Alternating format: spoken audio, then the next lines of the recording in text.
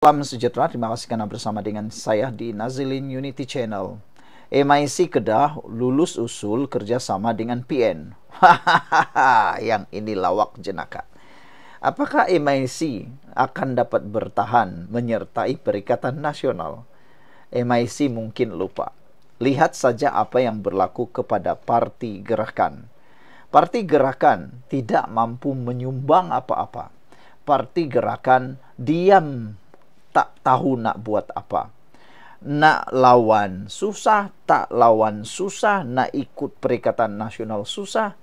Tahukah MIC bahwa kalau mereka terus MIC menyertai Perikatan Nasional, mereka akan lebih sengsara. Tiada peluang lagi untuk mau menang. Mungkin mereka kata Perikatan Nasional lebih baik. Tapi secara logik akalnya, sebagai seorang pemerhati politik, saya rasa tindakan MIC Kedah lulus usul kerjasama dengan PN akan menjadikan MIC lebih hilang penyokong. Kenapa? Karena sekarang ini MIC nak bekerjasama dengan siapa? Dengan Barisan Nasional atau Perikatan Nasional. Kalaulah ini terus diluluskan lagi, ini akan menyebabkan mereka akan ditendang daripada Barisan Nasional. Karena mana boleh dia mempunyai dua cawangan, mana boleh dia mempunyai dua kolam. MIC tak boleh tiru pas. Kalau dia tiru pas, habislah dia. Dan kenapa dia akan kehilangan undi? Karena kita tahu Parti Perikatan Nasional sangat ekstrim. Dengan adanya PAS di sana, dengan adanya Bersatu di situ, ramai orang yang menganggap Perikatan Nasional ekstrim dalam beberapa hal. Jadi, apabila itu berlaku, adakah orang India akan kekal menyokong MIC dengan bersama dengan parti PAS dan Bersatu yang ada dalam Perikatan Nasional? Anda tolong tulislah sendiri apa yang Anda rasa. Sebelum itu, kita tinggalkan dulu komen Anda dengan tanda pagar Kami Sayang Malaysia. Saya perkenalkan kepada Anda semua, ini terapi imun Transfer Factor for Life, terapi imun yang meningkatkan daya imun badan kita sehingga 400%. Secara umum dan ringkasnya, apabila imun badan kita jadi bodoh, apabila imun badan kita jadi lemah, apabila imun badan kita tidak kuat lagi, maka kita kena penyakit. Apabila imun badan kita tidak mampu melawan lagi, kita pun akan kena penyakit. Apabila kita kena penyakit, kita tak sembuh-sembuh karena imun badan kita tidak kuat. Dapatkan produk ini melalui nombor telepon saya yang tertera.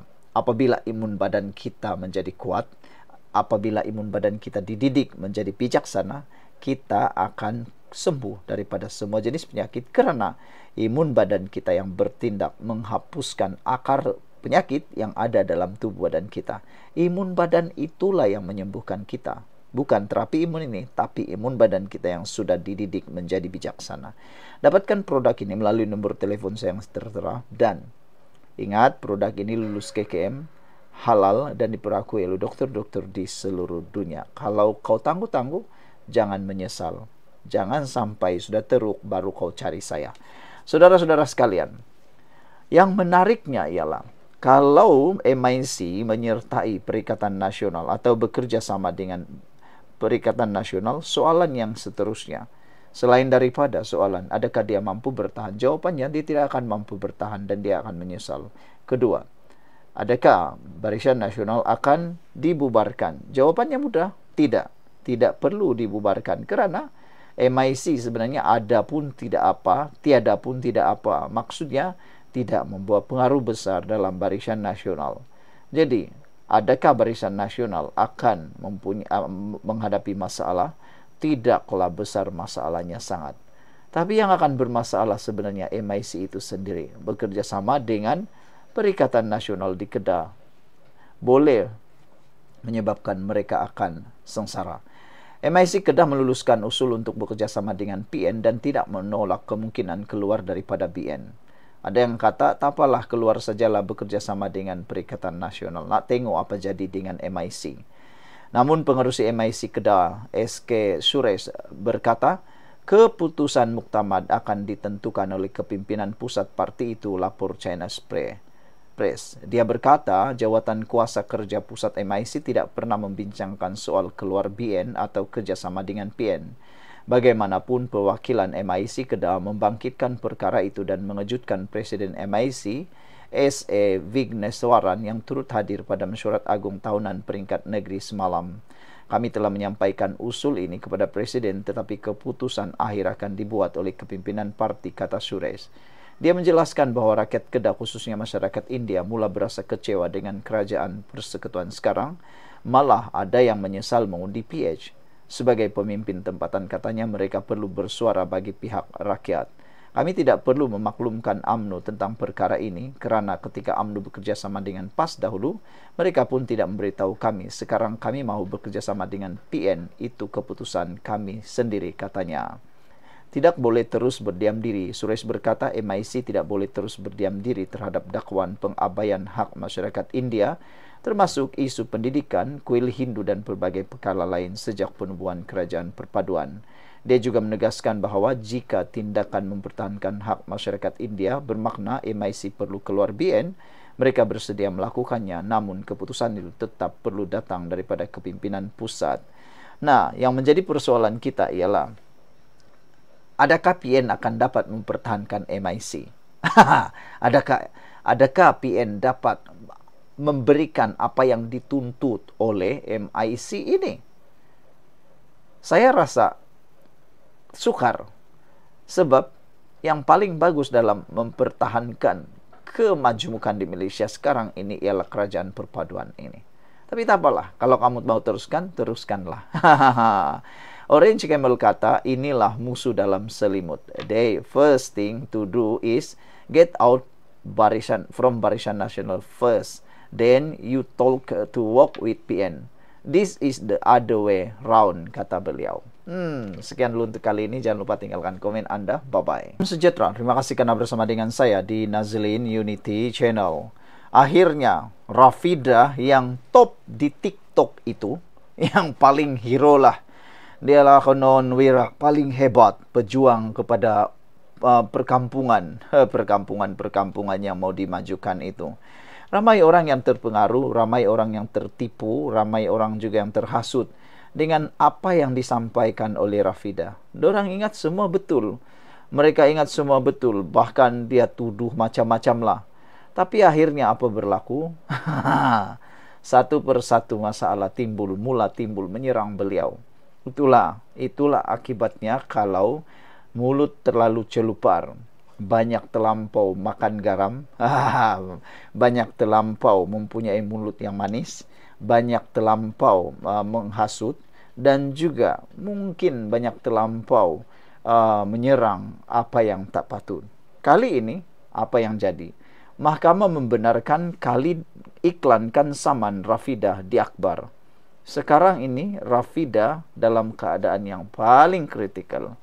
Padan muka dialah, kata netizen, apabila notis saman yang difailkan bekas Menteri Wilayah Persekutuan Khalid Samad terhadap pempengaruh pro-pembangkang Rafidah Ibrahim akan diserahkan melalui pemakluman secara penyampaian ganti. Mahkamah Tinggi membenarkan Khalid menyiarkan pemakluman saman di Akbar dan penampalan di papan kenyataan Mahkamah Tinggi Kuala Lumpur.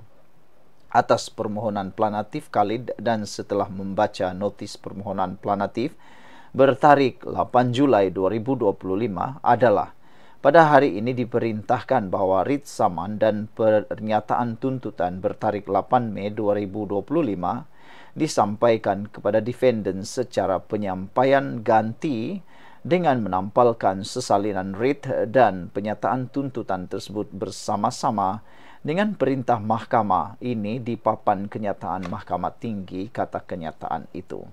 Sebelum kita teruskan ulasan ini, jangan lupa tinggalkan komen Anda dengan tanda pagar padan muka. Sekarang saya perkenalkan dulu kepada Anda semua. Dengarkan baik-baik, siapa yang mau sehat, siapa yang mau sembuh, siapa yang ada masalah kesehatan. Dengar baik-baik. Ini adalah terapi imun transfactor folate, terapi imun yang meningkatkan daya imun badan kita, mendidik imun badan kita menjadi bijaksana, kuat dan mempunyai kekuatan sehingga 400%.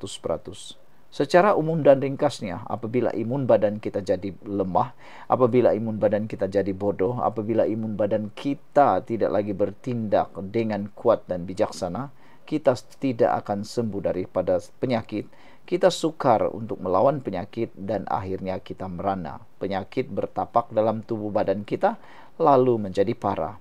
Tapi dengan adanya terapi imun transfer factor for life ini mendidik dan mengajar imun badan kita menjadi bijaksana, maka imun badan kita tahu mana satu lawan, mana satu kawan dalam tubuh badan kita.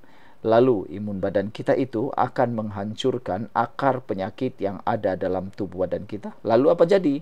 Kita jadi sembuh karena imun badan kita yang bijak kuat melawan penyakit.